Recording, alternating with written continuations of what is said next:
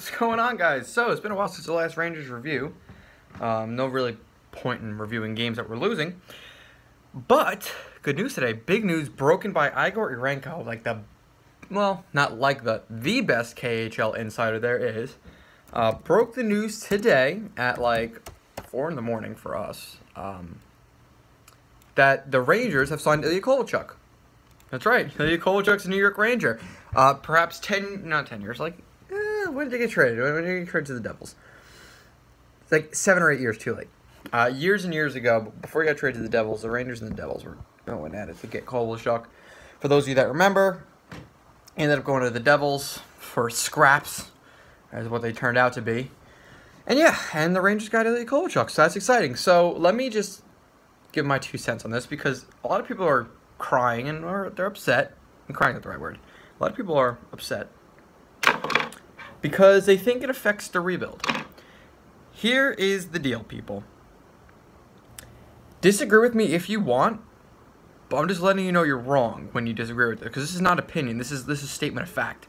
No team goes into a season, game 1, and says, we're going for the first overall pick. No team says that. I can guarantee you that. Not a single team will ever go into game 1 and say, we're going to lose this season and rebuild. That just does not happen. It doesn't make sense. If you're the GM and you said that, you're getting fired. It's that simple. Now, later in the season, come game 40, 50, you're like, you know what, this isn't our year, rebuild now? Yes, that makes sense. You never go into a season saying, listen, we're going to suck this year, and that's just how it's going to be. You will get fired, 1, and 2, the owner won't let that happen because he needs money. You don't listen, think about this. You're an employee. You tell your boss, hey, listen, we should probably cut back a little bit. Maybe we'll get some maybe we'll get some benefits or some crap. But you just don't do. You never go into something with the intent to fail. You go into every single season with the intent to win the Stanley Cup. That's every single team's goal, game 1. All right. And if you don't believe me, look at the Arizona Coyotes. What they did last summer. They picked up Nicholas Jarmelson, Derek Stepan, and Antti Ranta. If they're not trying to bring in veteran players to win. If they were trying to lose, they would trade Oliver Ekman-Larsson, Max Domi. They would trade all their good players. They wouldn't be bringing in more guys. It doesn't make sense to just go into a year and try to suck. It doesn't work. I mean, if you had the choice, if I told you this right now, ready? Game 1 of the season, you have a choice. Win the Stanley Cup or finish last place. You're going to say win the Stanley Cup, and if you don't say win the Stanley Cup, you're shot. Okay? I'd rather a guaranteed Stanley Cup than a chance at it for the next 5 years. I'd rather just have it. So that's how you got to look at it. The Rangers aren't going into next year saying, we're going to suck this year. We're going into next year trying to win. The same way we went into this year. We're trying to win. You could look at it like, is it realistic to try to win? Are we realistically contenders? Are we realistically cup contenders? You can ask those questions, and you can say, no, we're really not. However, you don't go into the season with a mindset, we're trying to lose. It doesn't make sense. It does not work like that. Every team goes in trying to win.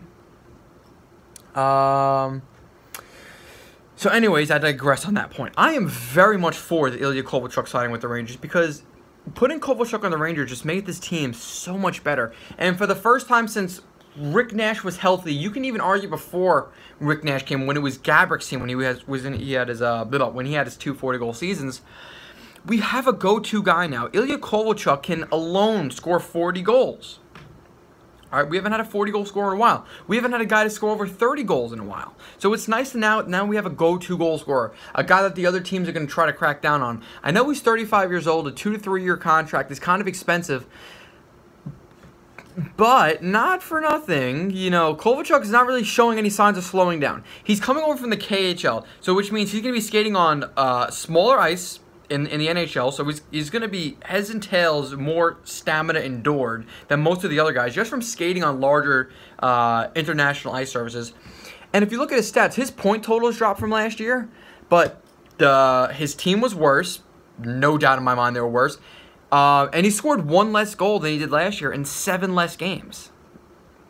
So I still think Kovalchuk's pretty damn good, and I think he's going to be even better when he comes to the Rangers. I think, honestly, this is a great freaking signing. You get a guy like Ilya Kovalchuk in here. He's great for mentoring the kids, and 2, it's also going to help us to bring over Yegor Rykov and Igor Shesterkin, because we have to convince them to come over to the NHL because they're in the KHL right now. So that's big too. And Ilya Kovalchuk already played with Pavel Buchnevich, and Kovalchuk could be a big factor in bringing over other KHL players. For the past 2 years now, the Rangers have been very much in on Vladimir Tkachev. We actually brought him to summer camp, or tried to. I think this past summer. Excuse me, was something happened with his visa or whatever, so he couldn't come over. But they're gonna try again this year.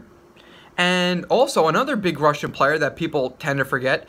It's unlikely that he comes over with the team that he currently belongs to, but you can make a case for Nikita Gusev maybe one day wanting to come over to the NHL.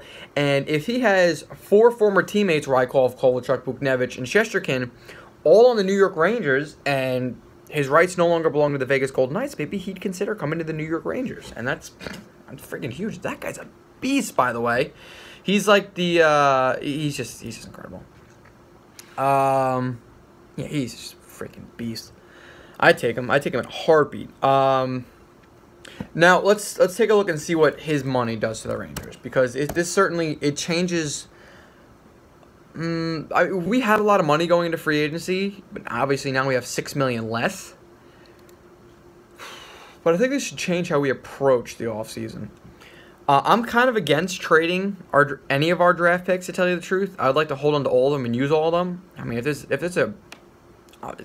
have a chance to make a big move, do it. But I don't know. I'm pretty keen on keeping the picks, because if you use all 7 picks we have in the first 3 rounds, we can draft some solid ass players, and we could be done with the restocking the draft pool. Something I'm for, I would trade one of Spooner or Nemesnikov. I might trade Nemesnikov over Spooner because he's a year younger, and he's probably going to ask. Excuse me.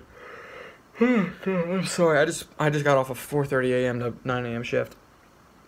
Vlad Nemesnikov, because he's got more value. He just came off a better season. He's going to want more money, so it's better for the Rangers to get rid of him. And I like Spooner better. I don't think we have a need for Nemesnikov. Nemesnikov he's a complimentary player. Maybe he's a good third liner, kind of, I guess, but he's more of a complimentary player. I'd rather send Nemesnikov somewhere for like a late first-round pick or a prospect or something like that, because that's probably what you can get out of him. I mean, he's coming off a almost 50-point year. That's more valuable. I don't know. I don't see a need for him. The roster's gonna be too crowded.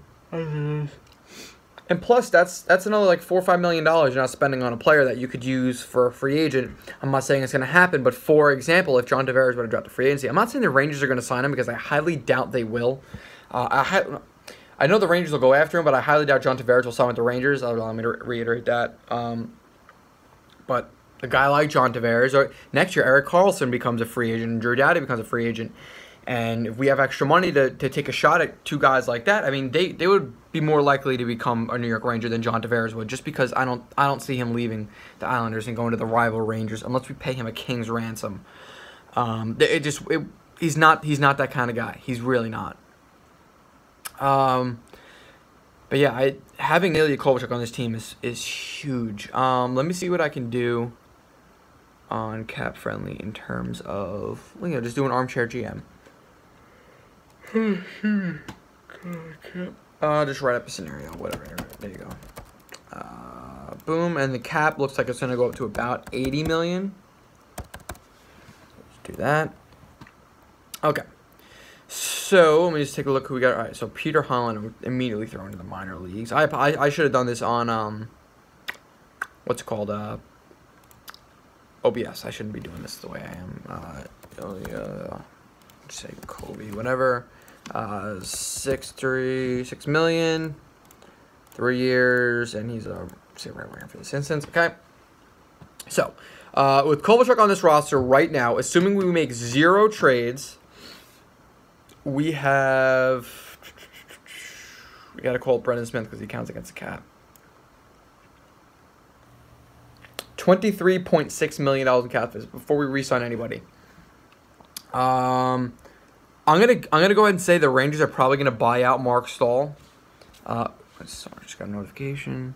And if they don't buy out Mark Stahl, they're gonna buy out Brendan Smith. I feel like Mark Stahl more likely than Smith because Smith's a little bit younger. So let's say they buy out Mark Stahl. That brings us up to $27.245 million in cap. We'll go ahead and we'll call up Keitel, and Anderson, and we will also call up. Where is he? Alexander Georgiev, because I don't see how he's not the backup next year. Yeah, Lindgren is not getting called up yet. Okay, so now we'll just go sign. We'll go to. I wish I could show you guys. Let me see. Yeah, it'll be too hard to see. Let me just. I'm gonna fiddle around with this for a minute while I'm talking. So we'll sort by position. There's no way the Rangers re-sign Andre Pavlik. I feel like that's a given. John Gilmore, he'll be an interesting one. I'm curious to see what they pay John Gilmore. I feel like we could probably lock him up. I mean, he's coming off. How much money is he coming off of?